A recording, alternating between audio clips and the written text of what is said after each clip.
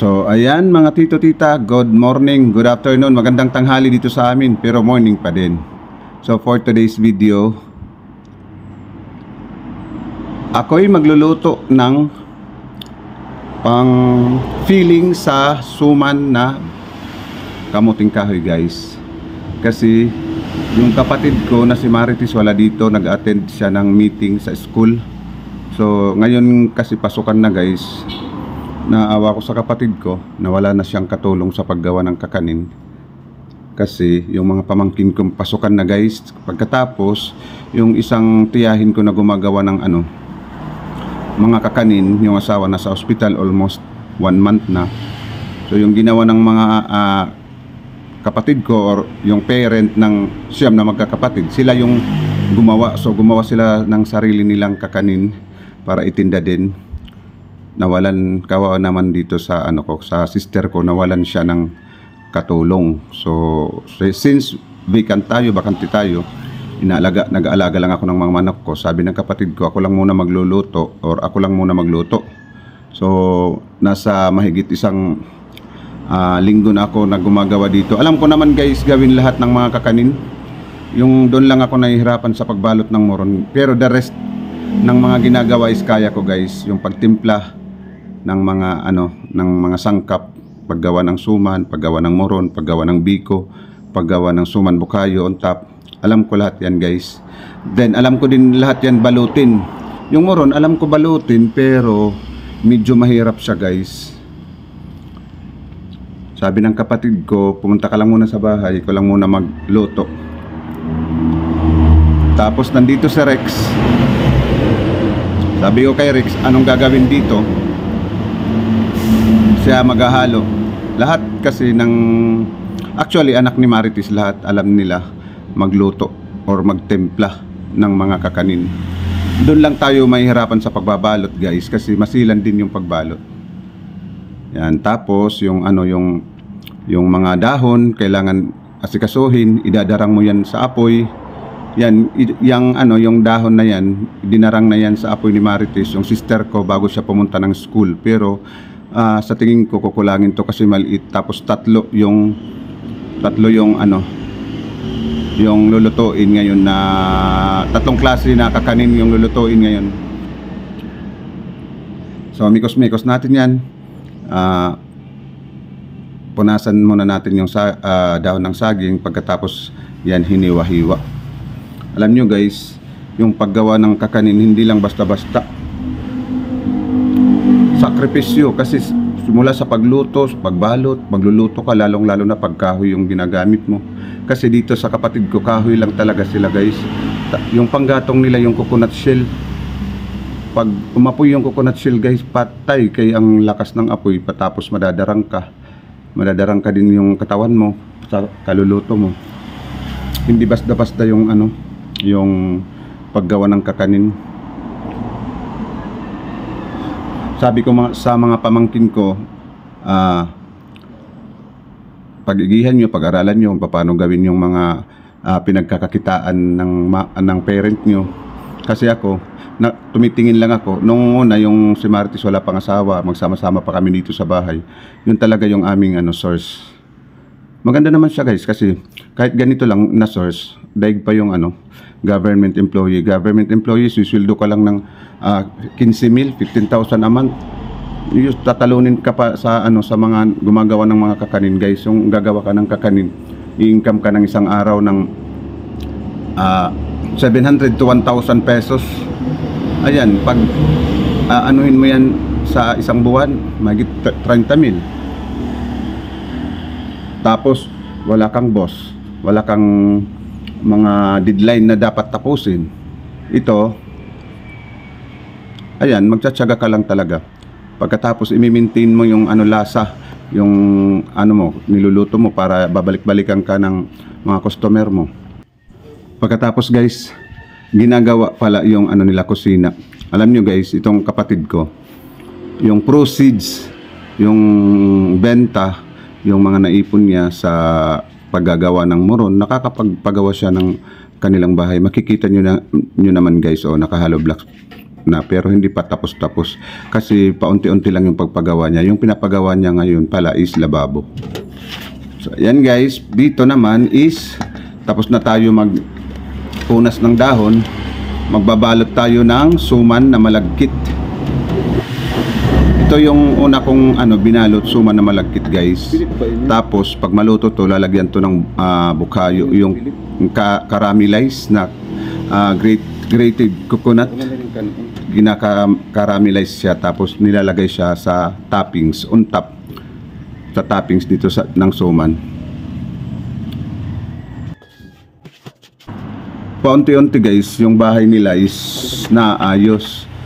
Halos lahat ng bahay or nila, nakasemento na sila guys. Yun lang, hindi pa fully furnished kasi dahan-dahan, paunti-unti yung pagpagawa. At least yung bahay nila napapagawa ng kapatid ko. So, ito guys yung yung ginawa ni Rex. Ito naman yung isang klase na kakanin. Gumawa pala siya or nagluto pala siya ng ng filling, yung palaman ba ng suman na na kamuting kahoy. Itong nilalagyan ng margarine guys is filling yan or palaman. So ito yung itong binalot ko ngayon is plain na suman na malagkit yan guys. Yan, wala tayong choice or no choice tayo kung di tumulong tayo dito. Kasi pinagkakakitaan naman to. Actually si Martis nagbibigay sa akin. Sabi ko sa kanya, wag ka lang muna magbigay sa akin. Kasi sa kanila ako kumakain habang wala pa naman ako ngayong trabaho. Pagkatapos yung mga minsan yung pakain ng mga manok ko binibilhan niya. Sabi ko sa kanya, si give and take lang po tayo. Tulong ako sa iyo kasi alam ko naman yan gawin. Sino-sino pa naman ang magtutulungan kundi tayo-tayo lang, di ba guys? Makikita nyo naman, sobrang init yung panahon, namumula ako dito guys kasi nadarang ako sa apoy. Nagpasiga or nagpaapoy ako. Ayan, kasi sobrang init dito sa amin guys ngayon. Tapos walang kuryente. Wala talagang easy money ngayon guys. Lahat talaga paghihirapan. Itong kapatid ko guys, marami na siyang mga nakatulong or mga tumutulong sa kanya noon dito, mga pamangkin, mga pinsan, tumutulong sa kanya. Yun, halos lahat nagsiwalaan na, may mga kanya-kanya ng trabaho, napag-iwanan na si Marites. Ito si Rex, mga 5 years old pa lang yan. Ayan, hanggang ngayon siya nang tumutulong. Sabi ko sa kanila magkapatid ni Sydney na tulungan yung mama nyo kasi hindi basta-basta yung paggawa ng kakanin. Prone tayo dyan sa sa magkasakit tayo guys kasi umulat umaraw gumagawa ng kakanin, tapos maaga pa nagpi-prepare, maaga pa umaalis ang kapatid ko para pumunta ng merkado or sa downtown, doon sa merkado sa public market para bumili ng mga sangkap na gagamitin sa paggawa ng kakanin. Tapos yan guys, ito yung pagdarang ng apoy kasi kinulang tayo sa dahon. Tawag dito sa amin lahog, pero dinadarang natin yan sa apoy. Yung iba kasi guys, yung nila, yung sistema nila, yung pag nila is napapakulo sila ng tubig, nilalagay nila. Yun yung proseso kung maliit lang or konti lang yung gagawin nyo is since maramihan, pagkatapos meron nag-aapoy dito lagi, so idinadarang natin para madali guys. Yan, itong dahon naman guys is binili to ni Marites dun sa public market sa downtown kasi dito sa amin nauubos na yung dahon ng saging. Bumibili siya araw-araw ng dahon ng saging doon sa downtown area. Galing yan ng Samar. Bumibili siya mga 200, mga 2 bandol or 4 na bandol ba yun. Pagkatapos itong mga pinapanggatong ko, ito yung mga bao, yung mga coconut shell, sako-sako yung pagbili ni Marites dyan, binibili din niya yan doon sa mga tawag doon, yung nagkakagod or yung doon sa merkado, yung gumagawa ng mga coconut cream, kasi ngayon yung ano na, pag bumibili ka ng nyug, ready na to use, gata na siya. Doon sa merkado meron yan. Kaya meron bao, meron sapal. Yung sapal, yung pagkain din ng ano ko, ng manok ko, doon din niya. Binibili din niya yun ng 20 pesos, isang balot, isang ano, silupin na malaki, 20 lang. Pagkatapos yung coconut shell, kasi suki na niya yun. Itong ano, tingnan niyo yung saging, daw ng saging guys. Ginamitan ko siya ng ano, patpat kawayan kasi para hindi tayo masyadong madarang sa apoy. Magdadarang tayo ng saging, pati yung tao na nagdadarang. Ayan, napakainit guys. Tapos yung apron ko na to guys, makapal. Mainit din yung apron ko na suot ko guys. Sabi ko sa mga pamangkin ko, pag gumagawa tayo ng, or gumagawa kayo ng mga kakanin, mag-apron kayo, tapos mag-hairnet. Ayun. Kasi para safety or ano ba, malinis yung pagka gumagawa kayo ng kakanin. Kaso lang guys, yung mga ano, mainit talaga kasi yung bahay nila guys, walang kisame. Ayan, tapos napakainit, pagpapawisan ka talaga guys. Ayan, nakikita niyo yung saging, idaw ng saging.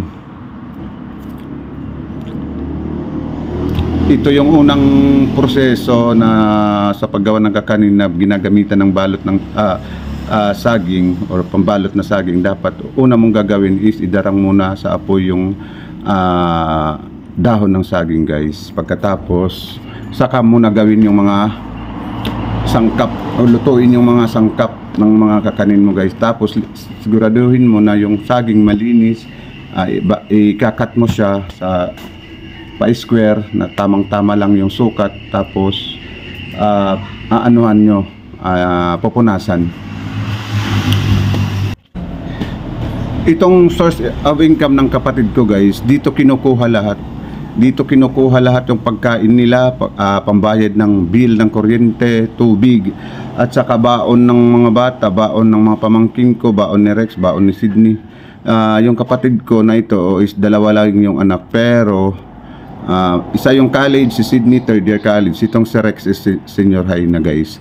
Dito lahat kinukuha sa paggagawa ng mga kakanin guys. Lahat ng mga expenses, daily consumption, daily expenses ng pamilya nila guys, dito kinukuha.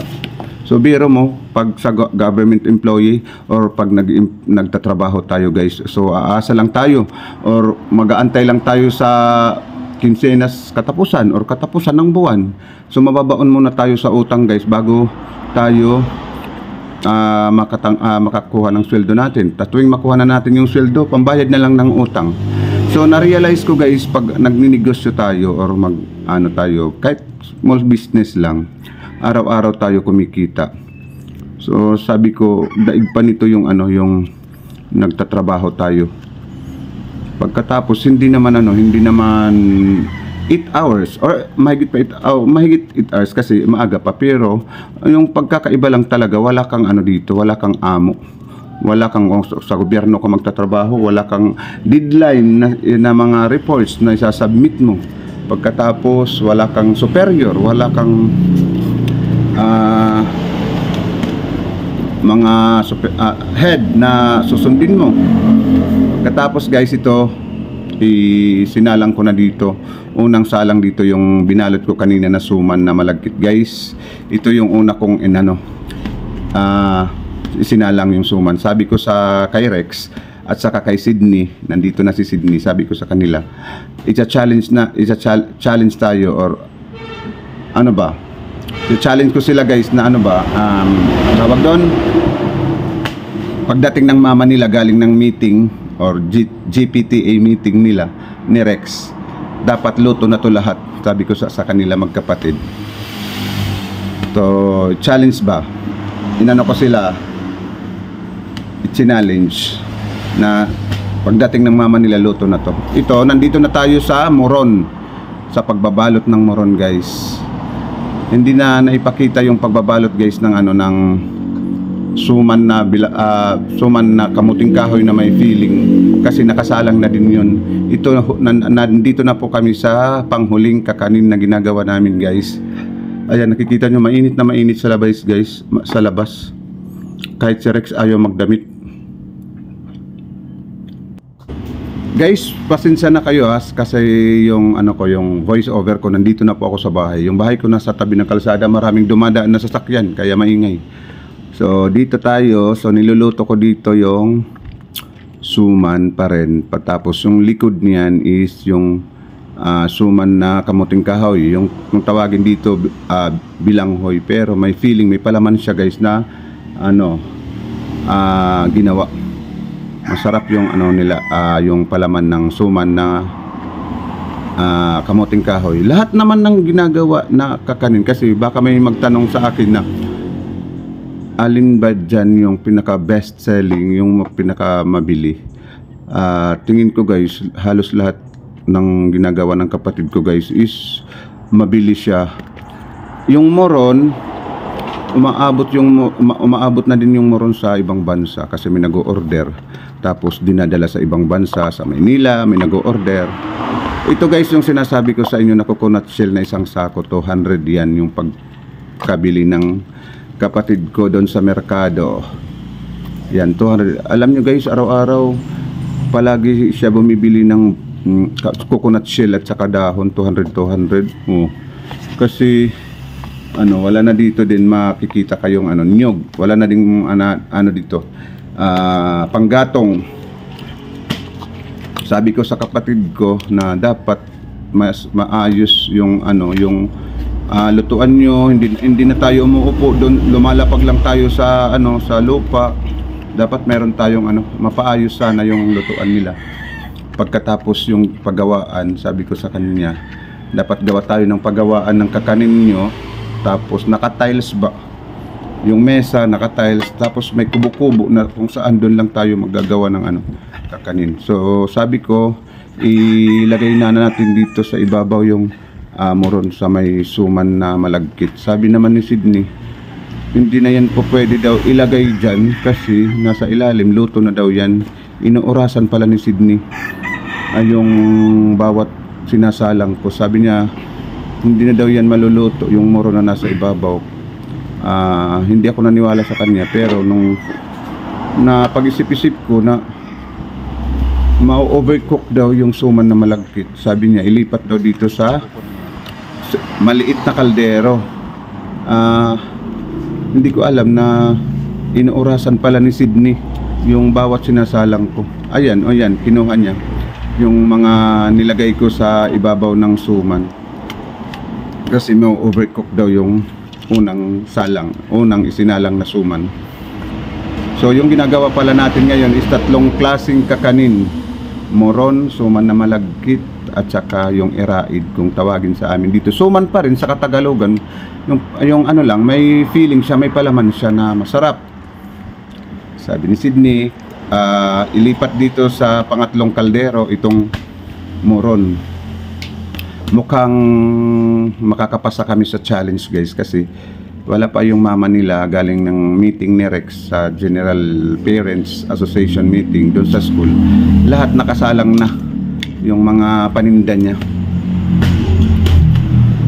Yan, luto na pala yung ano, yung nasa ilalim. Sabi ni Sydney, ihahon na daw yan sa kahirapan. Yan, tapos pinalit namin itong moron. Makikita nyo guys kung ano nyo, mapipicture nyo yung location, yung pagluto namin. Talaga guys, makikita nyo talaga na mainit na mainit. Tapos walang maayos na lutuan. Sabi ko sa kapatid ko, sa tagal-tagal mo nang naggagawa ng kakanin, wala ka pang maayos na lutuan. Kasi wala namang ano pang pagawa. Inuuna muna niya yung bahay. Sabi ko, gumawa ka ng separate na kubo. Paano daw? Diyan kinukuha lahat ng pangailangan sa bahay. Makakaano lang siya, mapakapagpagawa lang siya ng ano, ng paggawaan o lutuan ng moron. Or kung maglo-loan siya, mag-uutang na naman siya. May loan siya, may existing utang siya, may existing loan siya. Yun nga, sa pagpagawa ng bahay nila, naglo-loan siya, tapos bumibili siya ng materialis. Yung inuuna nila bahay guys, yung bahay nila, nakasemento na, naka-hollow blocks na, pero yung bubong nila, yung roofing nila, tumutulo kasi yung mga ginamit nilang yero is galing pa yun sa ayuda nung bagyong Yolanda. Binigyan. So na ano na din, marupok na din yung ano, kinalawang na din yung yero. Ayan si Sydney, pinapaypayan niya yung bagong salang na moron. Kita to. Dito. O, biro nyo, lalapit ka pa lang dyan. Yung paa mo, ano na, maluluto na din, pati yung mukha mo. Yang si Marites, yung mukha ni Marites maitim na. Parang luto na. Sabi ko sa kanya, yung mukha mo, lutong-luto na. Sa kaluluto mo ng, ano, ng mga kakanin. So, ayan guys, ito yung suman na malagkit guys. Inano siya, tinali siya, magkapares. Kasi yung pambalot na saging is maliit. Sabi ko sa kay Rex, ibalot yan magkaharap para pag sa tuwing maluto siya, lutuin siya, hindi siya mabubuka. Hindi siya mapupunit yung dahon. So maganda naman yung kinalabasan guys, yan.